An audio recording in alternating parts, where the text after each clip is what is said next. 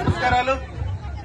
మా జనసేన నాయకులు ప్రశాంత్ ఆధ్వర్యంలో ఈ రోజు రట్టిన గ్రామాన్ని ఇంత సాదర స్వాగతం పలికినందుకు ప్రతి ఒక్కరికి ప్రత్యేక ధన్యవాదాలు తెలుపుతూ ఈ రోజు మరొక 3 రోజుల్లో ఎన్నికలు రాబోతున్నాయి. ఎన్నికలకు సంబంధించి మన కూటమి అభ్యర్థిగా బీజేపీ, జనసేన, తెలుగుదేశం 3 పార్టీల కూటమి అభ్యర్థిగా మామిడి గోవిందరావు గారిని మనం బరిలోకి దింపుతున్నాం.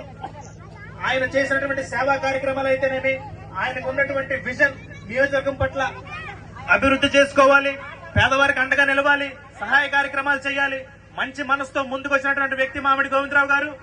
దానికి ధీటుగా రేపు రాబోతున్నటువంటి 3 రోజుల్లో రాబోతున్న ఎన్నికలకు సంబంధించి మీరందరూ కూడా ఇంతటి సాదర స్వాగతం మాకు ఇంతటి లభించిందంటే మీరు ఆయనకి ఎంత మద్దతు ఉందో మాకు ఈరోజు అర్థమవుతుంది. తెలుగుదేశం పార్టీకి, జనసేన పార్టీకి, బీజేపీకి మీరు ఖచ్చితంగా 13వ తేదీ జరగబోతున్నటువంటి ఎన్నికల్లో మీరందరూ కూడాను బ్యాలెట్ నెంబర్ 3 మామిడి గోవిందరావు గారికి సైకిల్ గుర్తు మీద ఓటేసి అఖండ మెజారిటీతో గెలిపిస్తారని ప్రతి ఒక్కరికి ప్రార్థిస్తున్నాం తల్లి.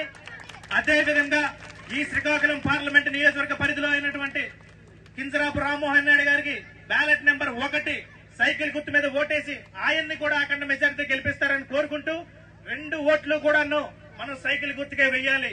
ఫ్యాన్ కు వేశామా మళ్ళీ ఆ ఫ్యాన్ దేనికి పనికిరాదు. మనం ఉరేసుకోవడానికి తప్పితే ఆ ఫ్యాన్ ఇంక దేనికి పనికిరాలేదు. మన పిల్లలకు ఉద్యోగాలు లేవు. రట్టిని గ్రామం నుంచి అనేక వలసలు వెళ్ళిపోతున్నారు. మంచి యువ సంపద ఉంది రట్టిని గ్రామంలో. అందరూ బయట ఊర్లు వెళ్లి బతకాల్సినటువంటి పరిస్థితి ఏర్పడింది. కావున మనందరం కనుక ఖచ్చితంగా ప్రభుత్వం మార్చగలిగితే మనకి ఇక్కడ ఉపాధి అవకాశాలు దక్కుతాయి. దానికి అనుగుణంగా మన బిడ్డలు ఇక్కడే ఉంటారు. అందరం సజావుగా కుటుంబం పాది ఒకే దగ్గర బతకొచ్చు. సో దీనికి ప్రత్యేకించి మేము చెప్పదలుచుకుంది ఏంటంటే సూపర్ 6 కూడా ప్రవేశపెడుతున్నాం. కూటమి తరపున, ఎన్డీఏ ప్రభుత్వం తరపున ప్రతి ఇంటికి 3 గ్యాస్ సిలిండర్లు ఉచితంగా ఇస్తున్నాం. 50 ఏళ్లు దాటినటువంటి ప్రతి వృద్ధులకి కూడా 4000 పింఛన్ ఇస్తున్నాం. అమ్మఒడి ఏదైతే ఇప్పుడు ఈ ప్రభుత్వం